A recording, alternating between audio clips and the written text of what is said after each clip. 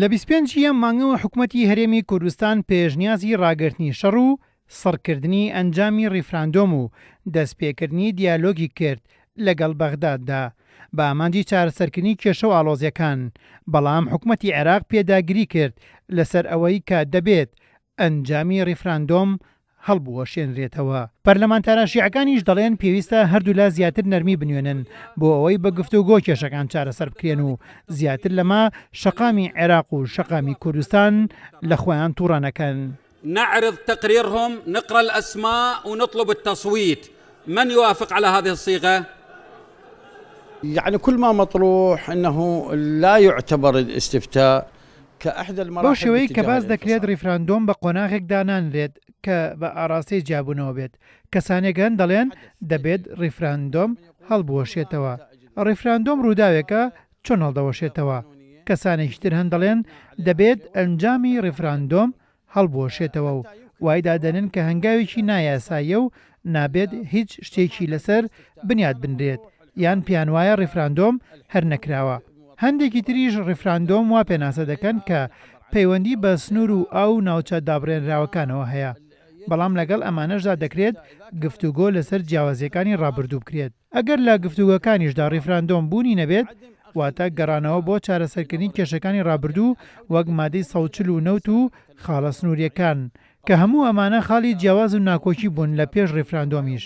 بۆیە پێویستە گفتوگۆ لە چوارچێوەی دەستوردا بێت و هەر بابەتێکیش پێچەوانەی دەستور بێت بە ڕیفراندۆمیشەوە کاری پێناکرێت و وادا دەنرێت هەر ڕویان نەداوە و نەکراون.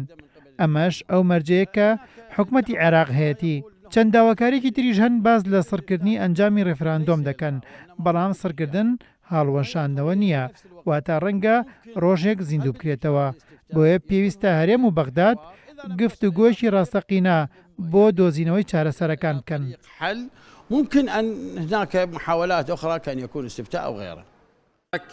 كله پەرلەمانتارانی فراکسیۆنە جیاوازەکان دەڵێن ئەوەی پێویستە بکرێت بە زووترین کات هەردوو لە حکوومەتی ناوەند و حکوومەتیاریان بگەڕێنەوە سەرمێزی گفتوگۆ و بە دیالۆگێکی ژیرانەوە بە پەیامێکی نەرمەوە کێشەکان چارەسەر بکەن لەبەرەوەی هیچ کاتێک کێشەکان بە شەڕ و گرژی واڵۆزی چارەسەر نابن. قضية ما تنحل أما السلاح والاقتتال لن نصل إلى نتيجة. هیچ کێشەیەک نییە چارەسەری نەبێت بەڵام شەڕ و کچەک نامانگەێنێتە هیچ چارەسەرێک بەڵکو تەنها دەبێتە هۆی زیادبوونی خوێنڕشتن و توندوتیژی و شەڕ و کوشتار. هەموو کێشەیەک پێویستی بە لەیەک تێگەشتن هەیە بە تایبەت لە ئێستادا کە هەمووان لە شەڕدا دژی داعش و پێویستە بەردەوامین تاوڵا لە تیرۆسان پاک دەکەینەوە. بۆیە پێویستە زمینەیەکی گونجاو بڕەخسێنرێت بۆ دەست پێکردنەوەی گفتوگۆی ڕاستەقینە بۆ چارەسەری کێشەکان. بە دڵنیاییشەوە هەموو کێشەیەک چارەسەری هەیە. بە دەستوریش دەتوانێت ئەو کارە بکرێت. بۆ نمونە دەڵێن نەود مڵکی هەموو ڕۆڵەکانی گەلی عێراقا واتە نابێت تاگلایانە و بەبێ گەڕانەوە بۆ عێراق نەود بفرۆشرێت. ئەمەش سەرچاوی کێشەکانە.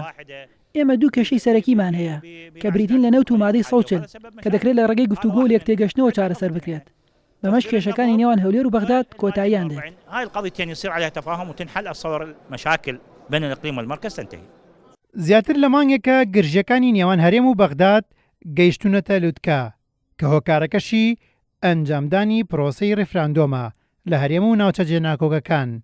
ئەگەرچی 25 مانگە حکوومەتی هەرێم پێشنیازی ڕاگررتنی شەڕ و سەرکردنی ئەنجامی ڕیفراندۆم و دەستپێکردنی دیالۆکی کرد لەگەڵ بەغداددا بەڵام حەیدەر عەبادی لە دوایین وەڵامی بۆ پێشنیازەکەی حکوومەتی هەرێم ڕایگەیاند تەنها بە هەڵۆشاندنەوەی ئەنجامی ڕیفراندۆمی هەرێمی کوردستان و پابەندبوون بە دەستوری عێراقەوە ڕازی دەبن.